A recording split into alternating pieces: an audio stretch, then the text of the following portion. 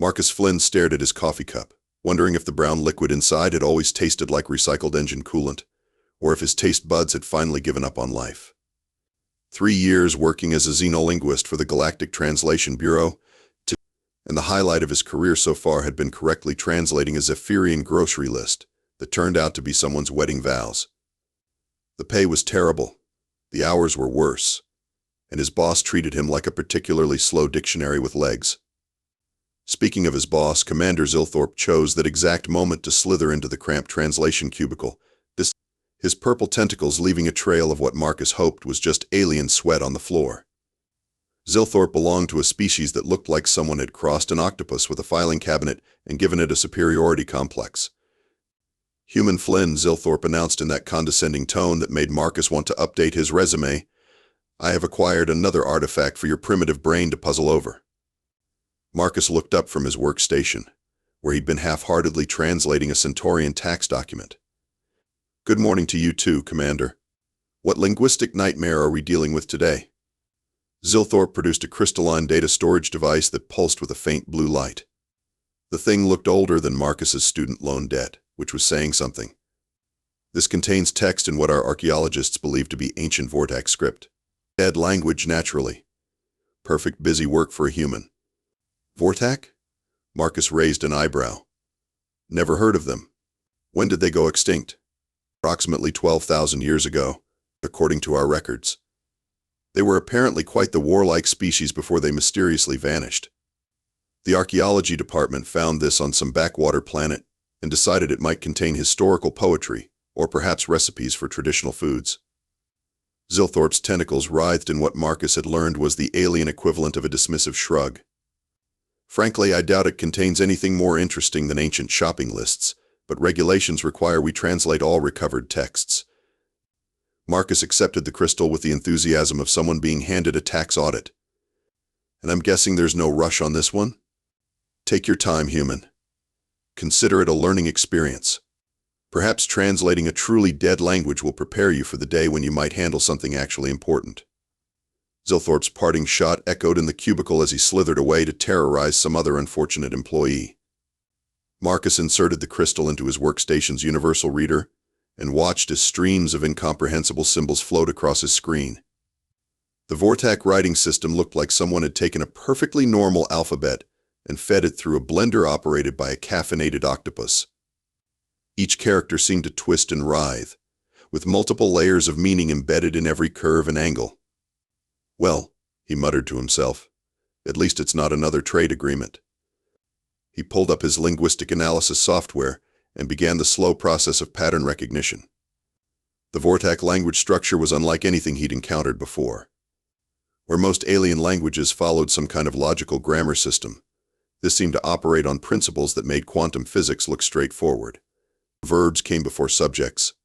Unless they didn't, adjectives apparently changed meaning based on the phase of the moon, assuming Vorthak had moons, which Marcus was beginning to doubt. After 2 hours of staring at the screen, Marcus had managed to identify what he thought might be definite articles, or possibly curse words. With Vorthak script, there didn't seem to be much difference. His workstation chimed with an incoming message from Pete Kowalski, the station's chief maintenance engineer and Marcus's only real friend in this bureaucratic nightmare. "Hey Marcus, you free for lunch? The cafeteria's serving that blue stuff again, but I've got some actual food stashed in my workshop." Marcus glanced at his screen, where the Vorthak text continued to mock him with its incomprehensible complexity. "Give me 5 minutes. I'm trying to decode what I'm pretty sure is either an ancient epic poem or instructions for assembling furniture." He turned back to the crystal, determined to make at least some progress before lunch. The latest section he'd been working on seemed to follow a different pattern than the rest. Where the earlier text had been dense and flowing, this part was more structured, almost formulaic. Marcus found himself reading the phonetic approximations aloud, trying to get a feel for the rhythm of the language. "Velthek Mordun Serix Keth Nul," he pronounced carefully, butchering what was probably a beautiful ancient language. "Zorth am Velthek Nul Dara Morthun." The crystal pulsed slightly brighter, but Marcus didn't notice. He was too busy wrestling with what appeared to be the galaxy's most complicated verb conjugation system. Marcus had been at it for another hour when he realized he was developing a headache that felt like someone was using his brain as a xylophone. The Vorthak language seemed designed by beings who thought normal communication was for weaklings. Every sentence contained at least 3 different temporal references, 2 conditional clauses, and what appeared to be mandatory insults directed at the reader's ancestors. "This is ridiculous," he muttered, rubbing his temples. "Who needs 14 different ways to say that depending on whether the noun is angry, sad, or having an existential crisis?" He'd been unconsciously reading the more repetitive passages aloud, finding that hearing the words helped him identify patterns. The crystal had been pulsing more frequently, but Marcus assumed it was just responding to the translation software's probing. Standard archaeological artifacts often had minor energy signatures. "Vorthak Zalani Vexthal Koros," he pronounced, struggling with what seemed to be a particularly complex ritual phrase. "Thek mor Sarani Delthol Vexus Korangth." The words felt strange in his mouth, like they were meant to be spoken by vocal cords that evolution had forgotten to invent. The crystal's pulsing shifted to a steady blue glow, and Marcus's workstation began displaying readings he'd never seen before.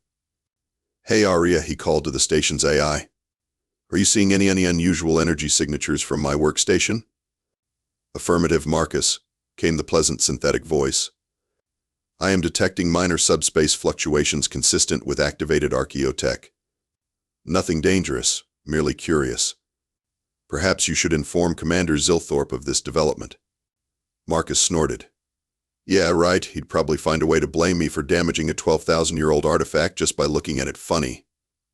He was about to continue translating when his workstation's comm system crackled to life. "Marcus, you in there?" Pete's voice carried a note of concern that made Marcus look up from his screen. "Yeah, what's up, Pete?" "I'm getting some weird readings from the communications array." "Nothing dangerous, just weird." "You wouldn't happen to be doing anything involving ancient alien technology, would you?" Marcus glanced at the still glowing crystal. "Define involving." "Oh, for the love of Marcus, what did you do?" "I'm just translating some old text." "It's probably nothing." The crystal's glowing a little, but archaeotech does that sometimes, right? There was a pause. "Marcus, I'm reading harmonic resonance patterns that shouldn't be possible from a simple data crystal. These readings look like activation sequences." "Activation sequences for what?" "I have no idea, but the pattern's getting stronger." "Maybe you should stop reading whatever you're reading until we figure out what's going on." Marcus looked at his screen, where he'd been making actual progress for the first time all day. The text was starting to make sense, revealing what appeared to be some kind of procedural document. "Look, Pete, I'm finally getting somewhere with this translation. It's probably just residual energy from the storage matrix. These things are designed to be stable." "Marcus, give me 10 more minutes. I think I'm starting to understand the grammar structure." He turned back to his screen and continued reading aloud. "Vel duran morax theknel koroseth vex thani delmar." The crystal's glow intensified and Marcus's workstation began beeping urgently. Several new displays flickered to life, showing energy readings that were definitely not standard for archaeological artifacts. "Aria," Marcus called, a note of concern creeping into his voice. "What exactly are these readings indicating?" "I am detecting massive subspace disturbances approximately 17 light-years from our current position. The disturbances appear to be moving rapidly in our direction." Marcus stared at the screen, where the energy readings were climbing steadily. "Moving how rapidly?" "At current velocity. The source of the disturbances will reach our position in approximately 47 minutes. "And what exactly is the source of these disturbances?" "Unknown. However, the energy signatures are consistent with extremely large artificial constructs, possibly vessels of some kind." Marcus felt his stomach drop somewhere in the vicinity of his shoes. How large is extremely large? Preliminary scans suggest individual masses consistent with dreadnought-class warships. "I am currently detecting 17 distinct signatures. 17 dreadnoughts." Marcus's voice came out as a croak. "Aria, please tell me these are friendly neighborhood dreadnoughts just passing through the system." "I have no data to suggest their intentions, Marcus. However, I should note that their approach vector is directly toward our station, and their energy signatures do not match any known Galactic Fleet configurations. Marcus looked down at the crystal, which was now glowing bright enough to read by. The Vorthak text on his screen seemed to be shifting, rearranging itself into new patterns that his translation software was interpreting in real time. Words like awakening, fleet, return, and war were appearing with disturbing frequency. "Oh," Marcus said quietly. "Oh, that's not good." His comm system crackled again. "Marcus." Pete's voice was definitely panicked now. "Whatever you're doing, you need to stop it right now. I'm reading massive energy buildups all over the system, and they're all synchronized with whatever's happening in your cubicle." Marcus stared at the translation scrolling across his screen. It wasn't poetry or shopping lists or even furniture assembly instructions. It was a wake-up call.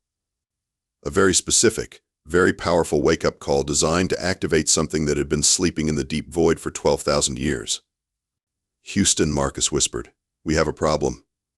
The first ship materialized like a nightmare given form and substance. One moment there was empty space on the station's view screen, and the next there was a kilometer-long wedge of black metal that seemed to absorb light rather than reflect it. The ship's surface was covered in geometric patterns that hurt to look at directly, as if the Vorthak had decided that their warships should be both terrifying and migraine-inducing. "Aria," Marcus said in a voice that only squeaked a little, "please tell me that's not what I think it is. If you think it is an ancient Vorthak dreadnought that was presumably awakened by your translation activities, then I regret to inform you that your assessment appears to be accurate." Commander Zilthorpe burst into Marcus's cubicle with all the grace of a purple tornado, his tentacles flailing in what Marcus recognized as either extreme agitation or a seizure. "Human Flynn, what have you done?" "I translated some text, just like you asked me to. That text was supposed to be poetry." "Ow." "Well, it turns out it was more like a user manual." The station shuddered as more ships began materializing around them. Through the transparent aluminum walls, Marcus could see the arrival of what appeared to be an entire fleet of ancient warships, each one larger and more ominous than the last. The ships arranged themselves in a perfect sphere around the station, their dark hulls bristling with weapons that looked like they could crack planets. 17 vessels confirmed, Aria announced with the calm professionalism of an AI that hadn't quite processed the fact that they were all probably about to die. "Hull configurations suggest extreme technological advancement. I am detecting energy signatures that exceed our most optimistic theoretical projections." Pete arrived at a dead run, his maintenance uniform covered in the kind of grease stains that suggested he'd been elbow-deep in the station's power core. "Marcus, please tell me you have some kind of off switch for this thing." Marcus held up the crystal, which was now glowing so brightly it was casting shadows on the walls. "If there's an off switch, it's not in the manual." "What manual?" "The awakening protocols I've been reading aloud for the past 3 hours." Pete stared at him. "You've been reading awakening protocols? Out loud? For 3 hours?" "In my defense, I thought they were shopping lists." The station's emergency klaxons began blaring, adding a festive touch to what was rapidly becoming the worst day of Marcus's career. Red warning lights bathed the cubicle in an appropriately apocalyptic glow. "All station personnel to emergency stations," came the announcement over the comm system. "This is not a drill. We have 17 unidentified vessels of unknown origin and hostile intent surrounding the station. Repeat, this is not a drill." Commander Zilthorpe's tentacles were now writhing so violently that Marcus was concerned the alien might achieve flight. "Hostile intent? How do they know the ships have hostile intent?" "Well," Pete said, consulting a handheld scanner, "they're all pointing what appear to be extremely large weapons at us. That's usually considered a hostile gesture in most cultures." Marcus looked at his translation screen, where new text was still appearing. The awakening protocols were apparently just the beginning. Now the system was displaying what looked like status reports from the individual ships. Guys. According to this, the fleet is requesting instructions from whoever activated them." "Instructions for what?" Zilthorpe demanded. "It's a little unclear, but I'm seeing words like eliminate, purge, and cleanse showing up with disturbing frequency." The largest of the ships began emitting a deep, resonant tone that seemed to vibrate through the station's hull. Other ships joined in, creating a harmonic pattern that made Marcus's teeth ache. "They're scanning us," Arya reported. "Full spectrum analysis of the station, its inhabitants, and all nearby vessels. The scans are incredibly detailed. They appear to be cataloging every living being within a 50-kilometer radius." "Cataloging us for what?" Pete asked, though his expression suggested he didn't really want to know the answer. Marcus watched as more text scrolled across his screen. The translation software was working overtime, parsing ancient military protocols that had been designed for a war that ended before human civilization had invented agriculture. "I think they're trying to figure out who we are and whether we're enemies. And what happens if they decide we're enemies?" Zilthorpe's voice had risen to a pitch that was probably giving nearby dolphins headaches. Marcus read the next section of text and felt his blood turn to ice water. "According to this, their standard operating procedure for dealing with enemy forces is to sterilize all inhabited systems within a 1,000 light-year radius." 1,000 light-years? Pete's voice cracked. "That would take out half the galaxy." "Yeah, well, apparently the Vorthak didn't believe in proportional responses." The scanning beams from the ships shifted from passive blue to an ominous red, and the harmonic tone changed to something that sounded distinctly less like curiosity and more like a charging weapons system. "Arya," Marcus said, "how long do we have before those weapons finish charging?" "Based on the energy accumulation patterns, I estimate approximately 12 minutes until weapons reach full charge." Marcus looked around at his companions. Pete was frantically checking his scanner readings. Zilthorpe was having what appeared to be a nervous breakdown in 3 different languages, and Marcus was holding a glowing crystal that had just potentially doomed half the galaxy. "Well," Marcus said, "this is definitely going on my performance review." The communication request came as a low-frequency pulse that made every piece of electronic equipment on the station hum in unison. Arya's voice carried a note of what might have been surprise, if AIs were capable of such emotions. "I am receiving a transmission from the lead vessel. They are requesting communication with the individual responsible for their activation." Marcus looked around the cubicle hopefully. "Anyone else here accidentally wake up an ancient fleet of doomsday weapons?" Commander Zilthorpe's tentacles had gone completely rigid, a sure sign that his higher brain functions had temporarily shut down. Pete just shook his head and patted Marcus on the shoulder. "Looks like you're up, buddy. I don't suppose we could just pretend no one's home?" "Marcus," Arya interjected, "the lead vessel is now transmitting detailed structural scans of the station, including the location of every individual aboard. I believe they are aware of our presence." "Right. Okay, put them through." The main display flickered to life, revealing what Marcus could only describe as the result of someone crossing a praying mantis with a medieval knight and giving the offspring a serious attitude problem. The being's head was encased in what appeared to be a helmet made of the same dark metal as the ship's, but Marcus could see burning red eyes glowing behind the visor. When it spoke, its voice carried the weight of eons and the distinct tone of someone who was not having a good day. "I am Admiral Krex Thul of the Vorthak Eternal Fleet. You will identify yourself and explain why you have awakened us from our necessary slumber." Marcus cleared his throat. "Hi there. I'm Marcus Flynn, xenolinguist. I was just doing some translation work, and I may have accidentally triggered your wake-up call. Sorry about that." The Admiral's head tilted slightly, which Marcus hoped was confusion rather than targeting calculation. "Translation work? You speak the sacred tongue of the Vorthak?" "Well, I'm learning. Your grammar system is really quite fascinating, by the way. The way you embed temporal references in your verb conjugations is unlike anything I've seen in modern languages." "Modern languages?" The Admiral's voice carried a dangerous edge. "What modern languages? Who are you people? And what has become of the Great War?" Marcus felt Pete elbow him in the ribs. "Right. The Vorthak had been asleep for 12,000 years. They had no idea what had happened to the galaxy since then." Admiral, exactly how long do you think you've been asleep?" "By the calculations of our chronometers, approximately 50 standard cycles. We were to be awakened when the Devourers had been driven back to the Void Realms." Marcus did some quick math in his head and felt his heart sink. "Admiral, I'm afraid there's been a slight miscalculation. You've been asleep for considerably longer than 50 cycles." "How much longer?" About 12,000 years. The silence that followed was the kind of complete quiet that occurs when someone's worldview has just been hit by a metaphorical freight train.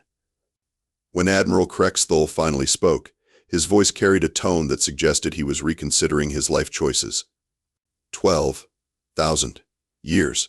Give or take a few centuries. The good news is that the galaxy is still here, so presumably the Devourers didn't destroy everything. And the Great War? Marcus looked at Commander Zilthorpe, who had apparently recovered enough to look terrified.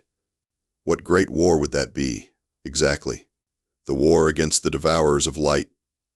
The conflict that threatened to consume all life in the galaxy. We entered stasis to await the call to final battle. Oh, that war. Marcus tried to think of a diplomatic way to explain that no one had ever heard of the Devourers, the Vorthak, or any great war. Well, the thing is, Admiral, during the past 12,000 years, the galaxy has been pretty peaceful. Relatively speaking. We've had some conflicts, but nothing on the scale of what you're describing. Admiral Krexthul's helmet turned as he apparently consulted with someone off-screen. When he turned back, his red eyes seemed to glow brighter. Our sensors detect numerous species previously unknown to us inhabiting worlds throughout this sector. Explain their presence. They evolved. Or colonized. Or both. The galaxy's been pretty busy while you were sleeping. Unauthorized settlement of Vorthak territories will not be tolerated. Pete chose that moment to lean into the pickup range of the communicator. Excuse me, Admiral, but what exactly do you consider Vorthak territory? All star systems within this galactic arm? Naturally. We claimed them by right of conquest before entering stasis. Marcus felt Pete's elbow dig into his ribs again, more urgently this time. He looked around and realized that the galactic arm the Admiral was referring to included approximately half of known space, including Earth, the Centaurian Republic, the Zephyrian Trade Alliance, and about 40 other major civilizations. Admiral, Marcus said carefully, I think we need to discuss the current political situation in a bit more detail. The Admiral's helmet turned to focus directly on Marcus, and those glowing red eyes seemed to look right through him. Are you suggesting that our territorial claims are not being respected? I'm suggesting that maybe we should talk about this before anyone makes any decisions they might regret. The Vorthak do not negotiate with trespassers. Marcus watched as the weapons systems on all 17 ships shifted to full active targeting mode. The energy readings on his workstation were climbing toward what Arya was helpfully labeling as planet-cracking levels. This is going really well, Pete muttered. Marcus realized he was in serious trouble when Admiral Krexthul began what sounded like a formal declaration of war. The ancient Vorthak language was flowing like an avalanche of consonants, and Marcus's translation software was struggling to keep up. Unfortunately, what it was managing to translate was not encouraging. By the authority vested in me by the Eternal Throne, I declare these territories to be in violation of Vorthak sovereignty. All unauthorized inhabitants will be relocated to approved detention facilities pending final disposition. Wait, Marcus interrupted, holding up his hands. I think there's been a misunderstanding. When you say relocated to approved detention facilities, you mean standard pacification protocol. All non-Vorthak life forms will be contained until the Eternal Council can determine their fate. Pete leaned over to whisper in Marcus's ear. Marcus, I don't think they have detention facilities anymore. I think they have disintegration beams. Marcus's translation software was still parsing the Admiral's declaration, and new words were appearing on his screen. Words like elimination, purification, and final solution. This was not going well. Admiral, I think we need to establish some ground rules for this conversation. First, when I translate your words, I want to make sure I'm getting the meaning right. When you say pacification, do you mean peaceful coexistence? Admiral Krexthul's helmet tilted again. I am not familiar with this concept. Please explain peaceful coexistence. Marcus tried to think of how to explain modern diplomacy to a being whose idea of negotiation apparently involved planet-killing weapons. It means different species living together without trying to eliminate each other. Mutual respect, trade agreements, cultural exchange, that sort of thing. The Admiral was silent for a long moment. When he spoke, his voice carried a tone of what Marcus was beginning to recognize as confusion mixed with disgust. You speak of weakness. The strong do not coexist with the weak. The strong consume the weak and grow stronger. Or, Marcus said desperately, the strong protect the weak and everybody benefits from the arrangement. This is not the Vorthak way. It was at this point that Marcus made his first critical translation error. In his nervousness, he accidentally used the Vorthak phrase Thek mor velanus, which he thought meant our way of life. Unfortunately, what it actually meant was pathetic surrender to inferior beings. Admiral Krexthol's reaction was immediate and dramatic. The red glow behind his visor flared brighter, and his voice took on a tone that made the station's hull vibrate. You mock the Vorthak Code of Honor? You suggest that we should follow the path of the weak and defeated? No, that's not what I meant at all. Marcus frantically checked his translation software, trying to figure out where he'd gone wrong. I was trying to say that different approaches to survival can be equally valid. But the damage was done. Marcus could see on his workstation that the energy readings from all 17 ships were spiking. The harmonic tone they were emitting had shifted to something that sounded distinctly like a battle hymn. The Vorthak do not accept instruction in weakness from inferior species. You will prepare for immediate pacification. It was at this moment that Arya's voice cut through the tension with an announcement that made everyone's blood run cold. I am detecting incoming vessels from multiple directions. The Centaurian 4th Fleet, the Zephyrian Defense Force, and the Terran Colonial Navy are all approaching at maximum speed. Estimated time of arrival, 14 minutes. Pete grabbed Marcus's arm. Oh, this is bad. This is really, really bad. Why is this bad? Commander Zilthorpe asked, apparently having recovered enough to contribute to the panic. Because, Marcus said, watching the tactical display show 3 separate fleets converging on their position, but we're about to have a 3-way standoff between the most powerful civilizations in the galaxy and a bunch of ancient super warriors who think diplomacy is a sign of weakness. Admiral Krexthol had apparently been monitoring the same communications channels. Additional hostile forces approach. This confirms the necessity of immediate pacification protocols.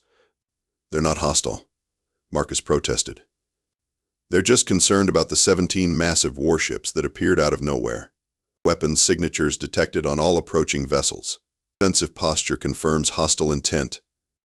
Marcus looked at the tactical display and realized that from the Admiral's perspective, it did indeed look like multiple fleets were moving to attack positions.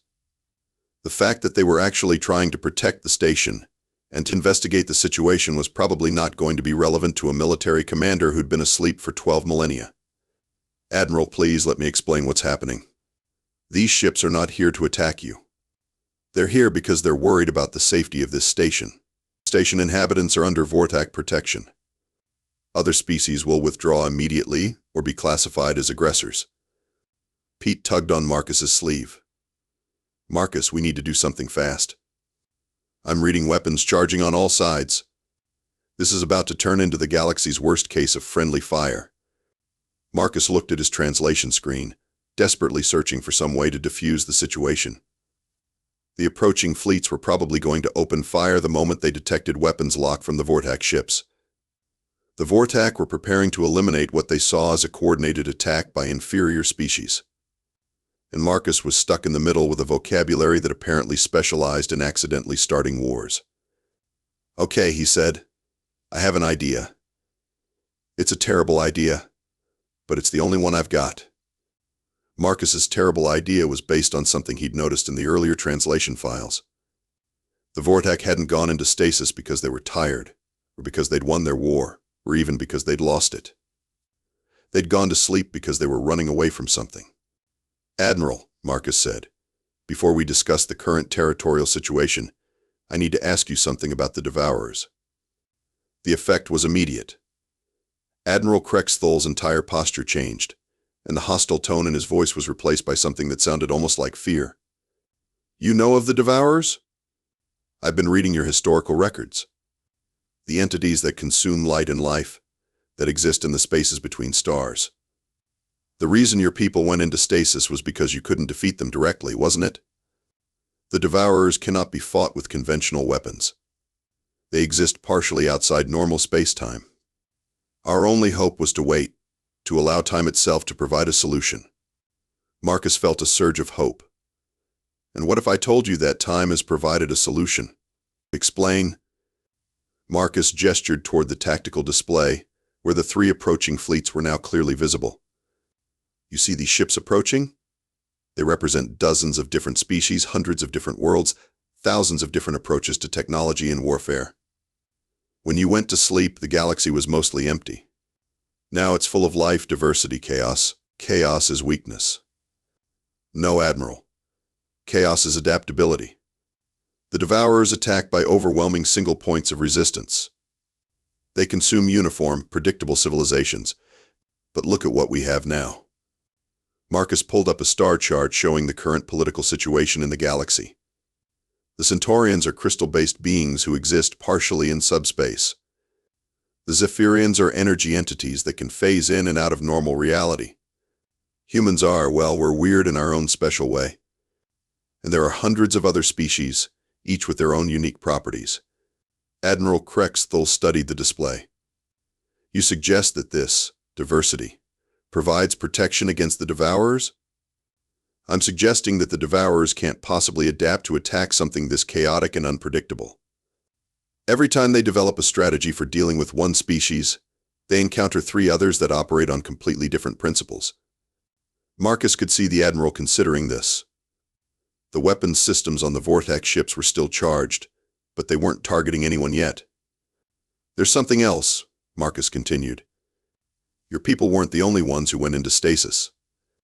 We've found evidence of at least a dozen other ancient civilizations that did the same thing. They're all still out there sleeping, waiting for the call to wake up. But they don't need to wake up, because the galaxy has become its own defense system. And if you are wrong, if the Devourers return, Marcus reached into his pocket and pulled out a small communication device that Pete had jury-rigged from spare parts.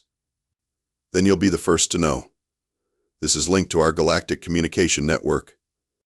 If we ever encounter anything that matches your description of the Devourers, you'll receive an automatic alert. Admiral Krexthal accepted the device and examined it with obvious interest. This is acceptable. We will return to stasis, but we will monitor your communications. If the Devourers return, the Eternal Fleet will wake. And the territorial claims? The galaxy appears to be adequately defended by its current inhabitants. We will maintain our claim to our home system only. Marcus sagged with relief as the energy readings from the Vorthak ships began to drop. The harmonic tone shifted to something that sounded almost like a lullaby, and the ships began to fade as they prepared to return to whatever dimension they'd been sleeping in. Admiral, one last question. Is there anything else we should know about the Devourers? Any other threats we should be watching for? Admiral Krexthal's helmet turned toward Marcus one final time. The Devourers were not the only threat we faced. There are others, sleeping in the deep void, waiting for the right conditions to return. But that is a problem for another day. The transmission ended as the last of the Vorthak ships faded from normal space. The approaching fleets, receiving word that the crisis had been resolved, began to disperse. And Marcus found himself slumped in his chair, feeling like he'd just talked his way out of the galaxy's first three-way apocalypse. Commander Zilthorpe chose that moment to make his return, his tentacles writhing with what Marcus recognized as bureaucratic fury. Human Flynn. Your reckless actions have created a diplomatic incident of unprecedented magnitude. You will be disciplined for this breach of protocol. Pete stepped forward, holding up his scanner. Actually, Commander, I think you'll find that Marcus just prevented a galactic war and made first contact with a previously unknown ancient civilization. That's usually grounds for promotion, not discipline. Promotion? This human nearly destroyed everything. No, came Arya's voice over the comm system, this human saved everything. And based on my analysis of the situation, I believe Specialist Flynn deserves a new job title commensurate with his unique skills. 3 weeks later, Marcus sat in his new office, which was significantly larger than his old cubicle, and came with a coffee machine that produced beverages that actually tasted like coffee. His door plaque read Senior Xenolinguistic Crisis Manager, a title he was pretty sure had been invented specifically for him.